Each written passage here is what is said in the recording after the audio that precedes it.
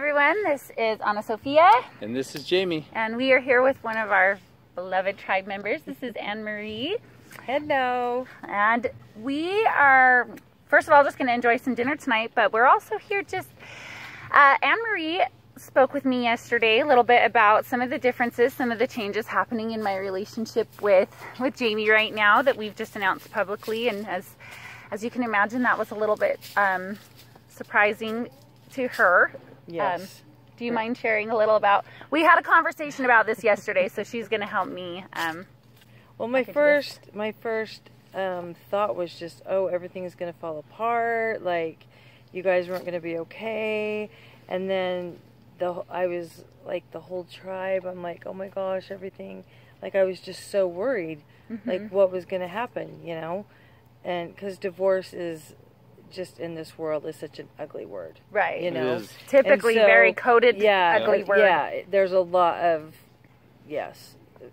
So anyway, but then as we started, so I felt that way for about 5-10 minutes, and then as we started talking, and you expressed your feelings and literally how the journey is still, you know, you still have the same journey, and you know, you're still best friends, and you're growing and learning still together, and I was like, oh, like, everything's gonna be okay, you know, like.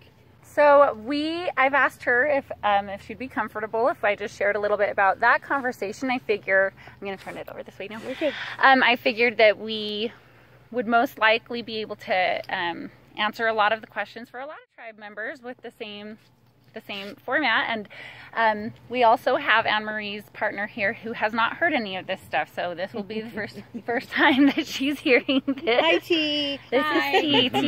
I'm gonna stay over here. T sends her love. So and totally get it. So in any case, just want to share a little bit about our journey, because ultimately Jamie and I, as we were falling in love, there was really just a truly authentic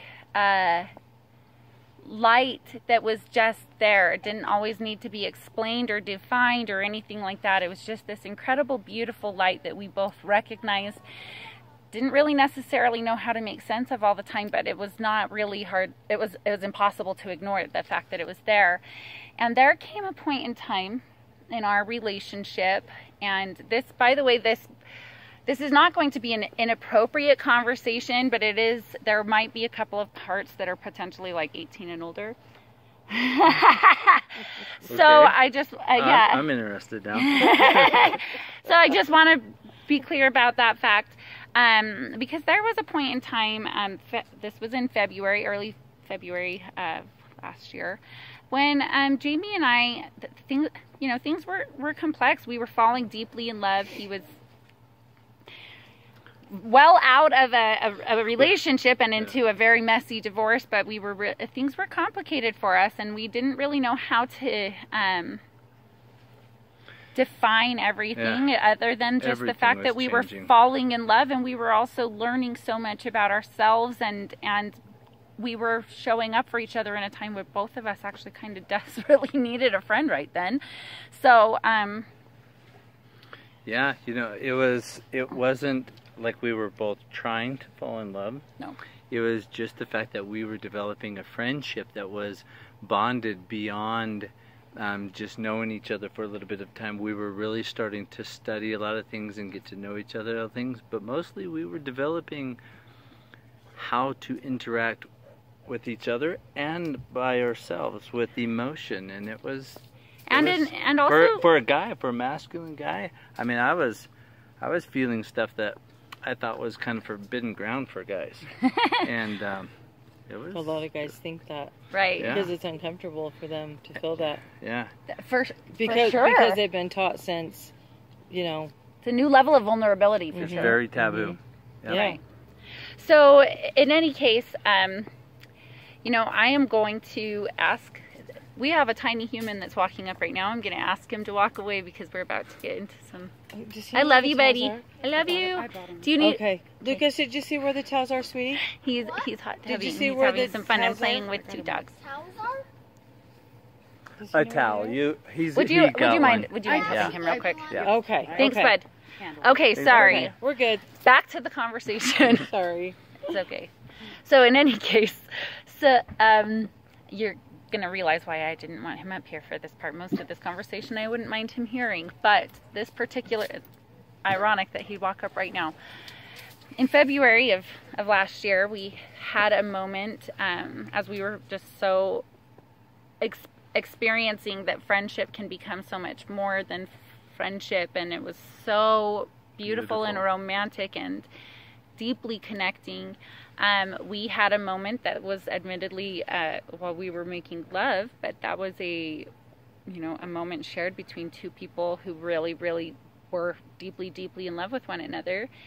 And we both had an experience that neither one of us really knew how to make sense of. And we were in the process of cleaning ourselves off afterwards. Yeah. And he looked at me while we were in there, and he said, clear. I feel like we just were married by God. And that was literally exactly... I thought that was cool. I said that to him too. That was exactly how I had felt, and neither one of us knew how to make sense of the fact that we hadn't verbally said anything. We had not, there was not like this conscious conversation like, let's do this or anything like that. We had such a deeply, profoundly spiritual experience that we felt our souls not only connected but blessed. Yeah. We hadn't talked about it. We knew that day, you can see I'm wearing 2 wedding rings. We knew that day that we were married. We bought a wedding ring that was not an expensive one. It was something that is one of the most valuable things I own, and it was probably $20 or something from Target. It's just something that I wanted to know, that I honored that we were married. We started calling each other husband and wife. We adopted the last name Dragostea, which was an honor. We chose a name that meant love, because that's the vibration that resonates for us. And we know that we didn't choose the last names we were born into, but we do choose our vibration, and our vibration is one of love. And so we adopted the name that resonated without question. And I know immediately. It's a cool name though. Fit you guys. Thank you. I had no problem. It totally does. Thank you. Seriously. Yeah. I had no problem changing my last name. I know, it was wonderful. And then we in short measure, we started telling our parents, our family, our friends that we were married. And sometimes we have connective experiences energetically with our past that we can't disconnect from all the time. And one of those people from my past had stated regularly that they were not going to stop referring to him as just the guy I'm fucking. Yes, and I purposely used that word because it's shocking, because I kind of thought I'd get over it after a while, and I really didn't. It kept shocking me every time I heard it, and I didn't want him to be referred to that way. We also had other family and at the same time, about we were raising Lucas together. Right. We'd made that decision, and that transcends a marriage license. And so, it was hard to, from a guy's perspective that's literally taking care of a child and bonding with that child as his own, to be referred to as nothing more than... Right. Well, and also there was fear about, like, well, what is the legal system going to do if something happens to me? And then there's, you have this bond with Lucas. So we started getting into all of these fear-based thoughts about, well, what if we should get married? It didn't matter that version of it wasn't what felt so heart aligned to us. We started doing things based out of a level of fear. Yeah. And I think ultimately that... the pressure on getting married under the legal system was overwhelming to the point where we started to almost go against what we were. Well, and we figured, well, we're married anyway. As far as we're concerned, right? We're already married, so we might as well just go give them their stupid paper. Yeah. Well, give them their paper. Yeah. Well, what we did is we entered into a contract. I was explaining to Anne-Marie yesterday, this is not our way of saying people shouldn't be married or anything like that. That's totally not the case. It means that you should enter into marriage depending on how you feel about it. Both of you. Yes. If you've been romanticizing and thinking about marriage your whole life and how wonderful it's going to be, and you've put all this light and you've infused the idea of it with all of this light, and then you find someone else who does the same thing and you guys are really excited to get married, you're entering into a different experience than someone who is terrified to get married, or getting married because they're pregnant, or getting married because the pressure, like, well, you've been dating for 2 years. It's really weird that you're not married yet. You should really probably get married. If you're getting married for those reasons, you might still be calling it the same thing that somebody else is calling it. You might both be calling that marriage, but it's not the same thing that you've just entered into. You've entered into two different things. Yeah, and you know, what we did is we traded the bond that was given to us by Spirit or God or whatever you want to call it, and we traded that. We traded that for a piece of paper of a lower level authority, and that is in our opinion and how we felt about it, and that's what matters is how we interpret the two people that are in the equation, right? You know, and in your particular case, because I know that you have both, there's no doubt in my mind that being women who are in love with one another, that whatever your experience is, and it's been different from one another, that you guys have had to, you know, fight for your love in certain ways. And for you guys, you may find that you wanted a marriage certificate even more, or you may find that you wanted it even less, or you may find that it's neither here nor there, but either way it would be between what you two felt like was the most important. All those emotions. I can imagine. And so, what would you? Yeah, well, no, that was it. It was just, quite frankly, for me, it was just caving into the pressure and thinking about it. Like, yeah, you know, that's a point. And really what I did is I took my brain took over my heart. And we can see now the exact point in our relationship where things changed for us. We can see that the day we got married. the day that we got married, and we started focusing on a contract instead of focusing on a bond. Not the same thing. We lost focus of the bond, and during that time, it ended up. We found that we lost sight of the friendship, which. We didn't fall in love the second we laid eyes on each other. We had energetic experiences of like, wow, that person seems like a good person, or like I want to know that person, or we were fascinated, but certainly not falling in love. That took a long time. The friendship, that happened first. We built a friendship, and we were in each other's corner. Which is so huge. Right, it is huge. I do have to say real quick, this is about to stop recording. Can we either start recording on your camera or run inside and grab mine? Oh, yeah. Okay, we'll be back. We'll be back. All right, we're back. We were running out of camera time on the last one. So the next thing that I wanted to go into talking about is, you know, we, in hindsight and reflecting on our relationship, we can see all of the beautiful reasons why we challenged each other. We can see the good, we can see that from a divine perspective, we're sure we probably planned our roadmap the way that we did. I get all of that. But we do also see that when you realize that you've gotten to a point that you don't like the set of the circumstances that you found yourself in, you don't just settle for that or feel like things have to go to one extreme or the other. And there was a point where things were really particularly challenging, and this was a couple of months ago.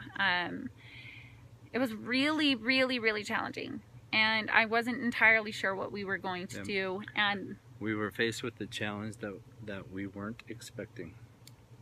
Well, and beyond that, it had been building. It had been building for a while, and I was very, I was not sure what we were going to do, and at that point, I introduced the idea of dating again, and I asked him if we could just date. I'd just not date other people or anything, date each other as husband and wife, but to like focus on the dating again and get back into that. And would you agree that breathed fun and a different... Things again started to shift. It was probably the best idea out there. Yes, and what beautiful. We determined is that we want to dissolve the marriage and honor the friendship, But we can also see how this could have saved our marriage. We can see that any couple, whether you are husband and wife, whether you are partners, whether you are boyfriend and girlfriend, whether, no matter what your romantic situation is, if you're just like star-spangled awesome and everything is going so great in your relationship right now, then you probably know you're lucky. You probably know that you're really lucky, but for most people, their struggles of ebb and flow that are going in their relationship are just lots of beating heads up against the wall. It feels like maybe just There's like a lot what of that going on. Yeah. Right. There's not a single romantic relationship that wouldn't benefit by taking a vow of dating. Take a vow of dating, because one of two things will happen. You might realize that you are so crazy in love and that it is the best thing that you could ever do for your relationship ever. But what you might also realize is that you love certain things about each other and you remember the friendship and you honor the friendship, and it will make it so that you can dissolve the parts that you don't like in a way that doesn't make people feel like they have to choose sides, that doesn't rip apart families or rip apart the memories. How many memories do you create with someone that you don't want to just throw away all the good just because you're dissolving the bad? So we can see that whether we stayed married or not, this saved our friendship. And this is saving our bond. And we can also see how, because we are choosing this, and we are actually getting divorced in the next few days, we can see that because we have chosen this, the potential growth in the future could go any possible direction. But had we continued in the direction we were going, it could have potentially been broken beyond the point of any repair, of any, like even wanting to have to do with each other. It was honoring.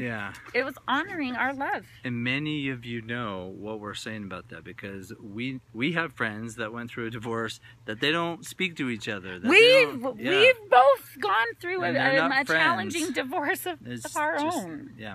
And so what we realized, and we were lucky to realize, is that we can keep and enhance the things that we like about our relationships, but get rid of and transmute. I have a question, because you have to assume that when the big D word was first brought up, it was there was kind of a coded response. It's not that, he didn't get mad or anything, but his first reaction was a little bit fear. But even by the end of that first conversation, because he could feel that I love him so much, I said, "Are you a little relieved?" And he goes, "Yeah." Because he didn't know how to make sense of the fact that he was, and even for the first few days after it, before we were talking about it publicly or anything, he's like, "I don't know how to make sense of the fact that this feels good, because I'm like, it feels good because it's right. Yeah.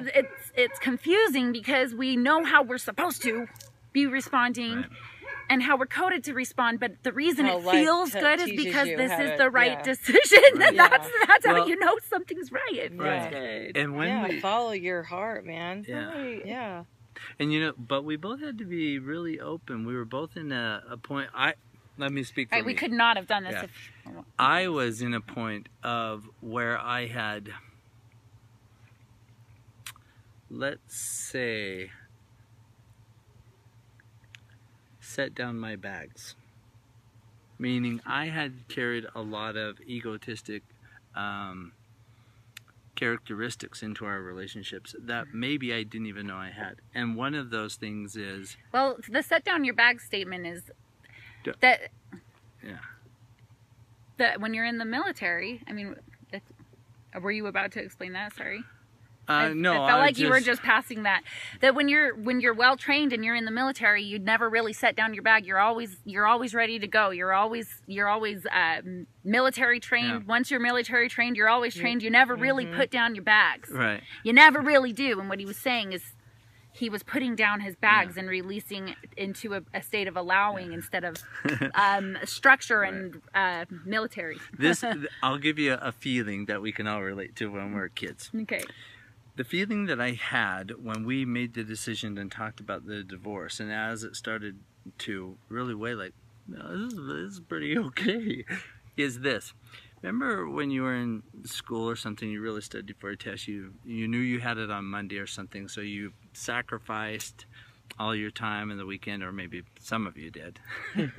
But then you got into school and you were so nervous about it, you're anxious about it, like you do every test, and the teacher was sick that day and didn't show up, so there's no more tests, and it's that sigh of relief, like, okay, it's going to be later on, I'll have to deal with it, but for right now, breathe. Right. that was the feeling. Even though the rest of the conversation that we had from that, there was an energetic shift. Right. There was a weight lifted, and we knew definitely that there were a lot of semantics, and we still know that. We still know there's a lot of complexities we have to figure out. How do you know, we know that one of the big things that's really important to us is that Lucas understand that that this is going to enhance our relationship, and that this is not someone who is going to disappear. This is someone that's going to be a huge part of his life for as long as he lives. And so, you know, to figure out what that's going to look like, that's going to be un jour à la fois. We'll figure that stuff out one day at a time. But we know that it's going to be easier to figure out together than fighting together. Oh, for sure. Yeah. And we know that Lucas is going to learn some pretty impressive lessons about unconditional love as a result, instead of realizing that everything that he thought was safe isn't actually safe or something. He's going to realize it's still safe, and that you know, well, maybe if anything, he'll think that he's a good influence on us because he's helping us to make good decisions or something. However we frame it, so that he feels safer in this situation. Either way, I know that right now he's just happy that everything feels light. We haven't made it weird. We've safe and secure. Right. Yeah.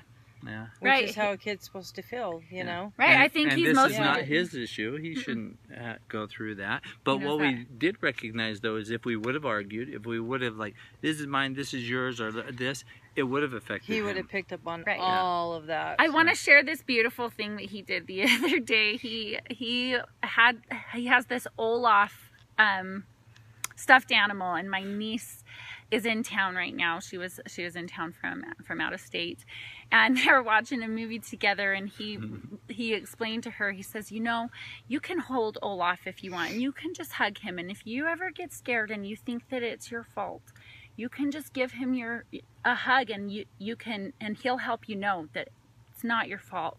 Nothing is your fault. Yeah. And then he said, and if you want to hug it really light, then that can be like a happy hug. And if you want to hug it really tight, then you can let out some scared feelings. Or, I mean, I can't remember exactly. It was actually my mother who told me. Can't remember exactly how it was, but I was so proud of him because he was teaching her how to use her avatar. He was teaching her how to help release feelings from her body. So these are the things that, I mean, how's he going to trust me to teach him how to do those kinds of things if I'm totally disregarding, if you're not living that feelings, way, you know? And so it's important that he understand that I don't just teach those things, but I'm actually going to put them into practice. Absolutely. So, in any case, you're my best friend. Yeah, and you're my best friend. And I'm so grateful that we remember that. And you know what? Divorce doesn't have to be what we think it has to be. I don't even want to call it that. I don't like that word. Yeah, rather than like it's a conscious. This is a conscious. What did someone call it the other day? A conscious separation. This is a conscious. He is a whole, beautiful, complete, sovereign individual. I am a whole, beautiful, complete, sovereign individual. We're both going to grow in a lot of ways, and if those ways happen to vibrate mostly together, that's great. And we know, no matter what, I completely honor him in his mission, and I am in it for the long haul to help him with his. And he is 100%. He honors me in mine, and he's in it for the long haul with me on mine. And we know that his mission and my mission will be better because we have both of us as a team on two separate processes. Exactly. And, cool. and I want to say one thing, and this is my opinion, so I'm not going to speak for both of us. I'm going to speak for me. The very important construct that I came to was, I am my own twin flame. I have to be.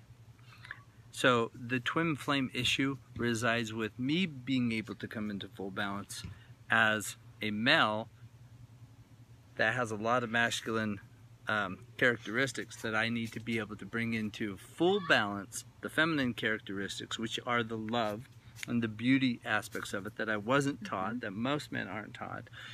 And then it's your inner allower instead of your inner forcer. Yeah, and allow those masculine traits like all the ego, like me, mine, tough, me, up, you know, those things needed to be transmuted.